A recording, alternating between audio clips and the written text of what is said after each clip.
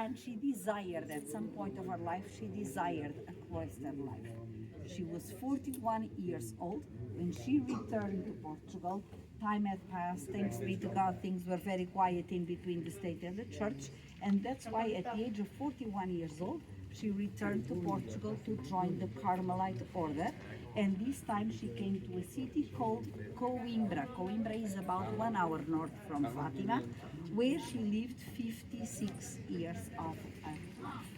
While in Coimbra, she visited Fatima 5 times. She came for the papal visits, for Pope Paul VI, and the 3 times of Pope John Paul II, and she came a 5th time because in the meantime a Carmelite convent had been built in Fatima, and the one that was at that time the Mother Superior, she was an artist, and she wanted to paint for their own chapel 6 canvases depicting each of the apparitions, and that's when Sister Lucia was called to come to see if the sister was doing the right thing. The sisters here wanted to have the approval of Sister Lucia.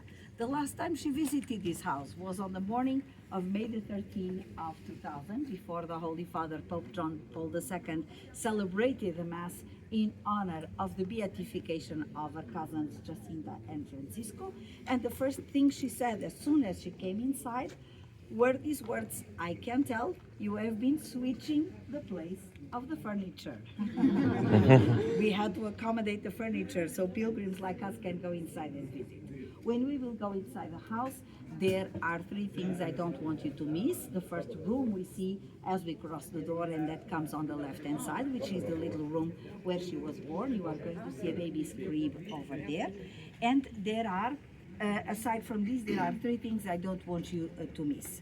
You are going to see a clock on the wall that marks 7 o'clock, because Lucia was born at 7 o'clock p.m. We don't know the time of the birth of Jacinta and Francisco, but we know she was born at 7 o'clock p.m. The second thing, the most important of the 3 things I don't want you to miss, is a crucifix that you are going to see still hanging on the wall. And one day that crucifix has a story related to the Pastorinhos. One day it was raining outside, and for some reason they were playing inside the house. And in the family of Lucia there were 6, 5 girls and 1 boy. Lucia was the youngest as well. And their brother Manuel was seated at the table writing a letter. And they were playing some kind of a game where they were given like little tasks, little things they had to do. And Lucia said to Jacinta, "You have to go and give my brother Manuel a kiss." But Jacinta, she was the youngest, but she was very bossy. And you can tell, we have very few pictures of them, and she had quite a character. She's posing like this, so she was bossy. And she would have been the perfect tour guide, always telling others what to do. And Jacinta said, "I don't want to do that. Ask me to kiss the crucifix instead." And Lucia said, "That's okay, but now you have to give our Lord 3 kisses and 3 hugs. 1 for you, 1 for Francisco, and 1 for me." She was very little, and the crucifix was way up on high, but still she picked the chair, stepped on the chair, and kissed and hugged the crucifix.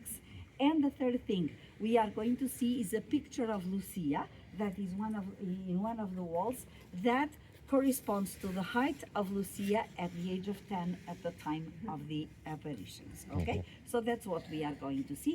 We go back into the street, we go inside, and this is the way out. When you come